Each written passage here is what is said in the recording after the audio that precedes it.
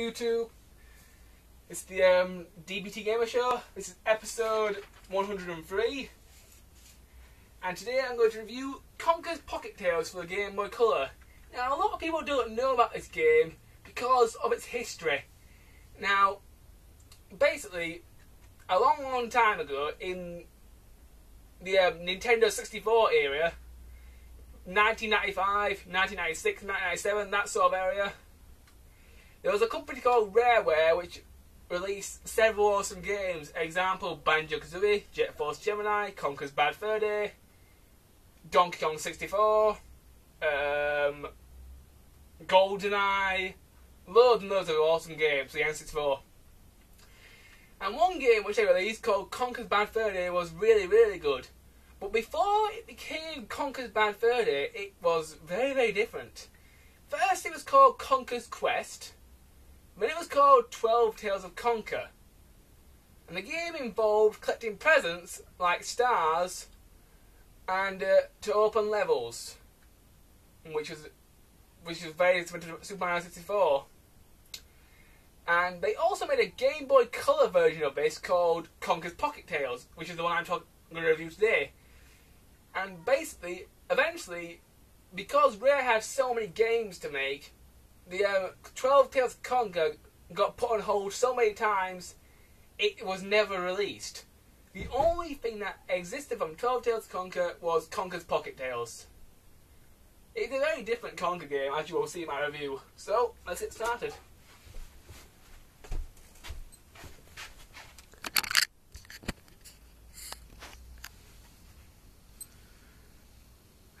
Okay, this is Conker's Pocket Tales, the Game Boy Color.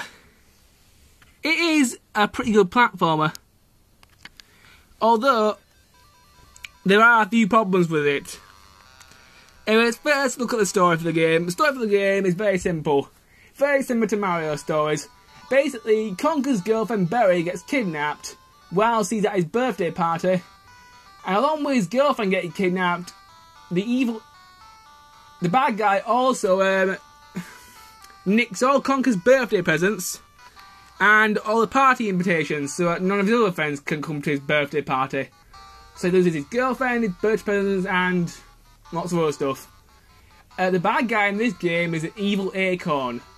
Come on, Rare. What kind of bad guy is an evil acorn? Please. It's one of the worst ideas for a bad guy I've ever heard. An evil acorn. It's about as creative as which is not very creative. The story's okay, I suppose. Next, let's go to graphics. Well, the graphics in the game, as far as Game Boy Color games are, they're very good. Everything looks right. So it works pretty good, I suppose. One of the worst problems with this game, in my opinion, is the controls. To run, you have to double tap the direction you're going in. Here's my answer to that. Why? What would be wrong in holding down the button and picking up speed to run? So double tapping was the first problem for me, because it was just a really big pain. The second problem is the minigame controls. In several minigames, you have to do certain button actions to do certain things. One of the minigames involves tapping the A and B button very quickly, and because of this, the A and B button symbols have been imprinted on my fingers and thumbs for quite a while. They've gone now, but having tapped the A button so many times, it really can hurt your thumb. Other minigames do work alright. Example, the one where you have to shoot targets, but some of the minigames, the controls are really stupid. Another problem with the controls is it feels like the Game Boy Color has not got enough buttons. This game feels like it was feels like everything was pushed into one or two buttons, and sometimes it just doesn't work. I mean, if you want to push the blocks, you have to hold the left and the A to push it. Yeah, it's just the direction and the push it. So it can be really annoying. To jump, you just press A. To jump on the start, you press A twice. To B, throws you Conker'S, and also do the useless bitch slap move, and I really do mean useless. D-pad moves you around as well as running. Select doesn't do anything. Start brings the pause menu. So the controls of the game is probably the only thing that the game fails in. Everything else is pretty okay. The music of the game is pretty good. As you can hear, there's the Donkey Kong Country theme. The gameplay in the game is pretty good. It's like every other platform where you collect presents to open new levels. The cutscenes, they're okay.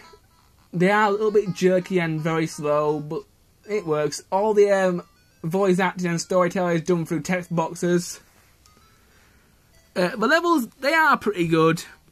There's a good variety of them. There's swamps, villages, forests, all that sort of stuff. The bosses in the game, once you figure out their weakness, they are pretty easy. The most disappointing boss is the evil Acorn, because you don't even get to kill him. He blows himself up in the final level if you manage to escape, which is a bit disappointing, because I wanted to kick his ass. The puzzles in the game, they are pretty good, although there is one puzzle that the game abuses far too much, and that is the block puzzle. There is one world which has about 50 block puzzles in it, and it's really annoying.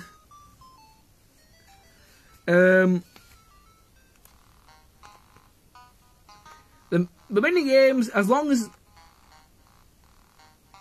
apart from the ones that have bad controls, they're pretty good. And that's basically all the good stuff I can think about this game. So let's go to the bad stuff.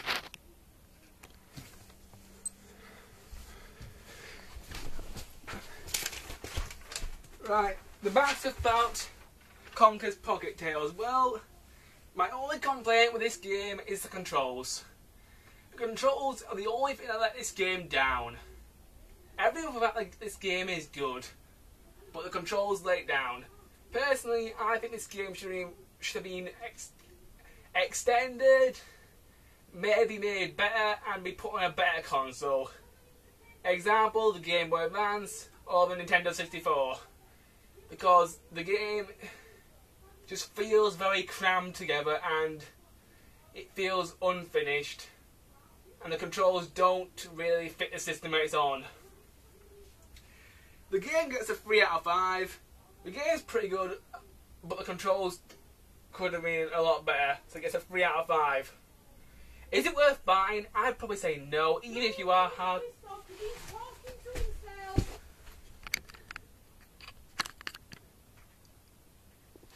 Alright, sorry about that, YouTube. Just my sister's trying to say I'm talking to myself, but I'm trying to make a video here. Anyway, back to Conker's Pocket Tales. Even if you are a big fan of the Conker series, it's not really worth buying because the controls are pretty horrible. But I give it a 3 out of 5. My next review will be Kirby's Superstar Ultra for the DS. But until then, YouTube, see ya.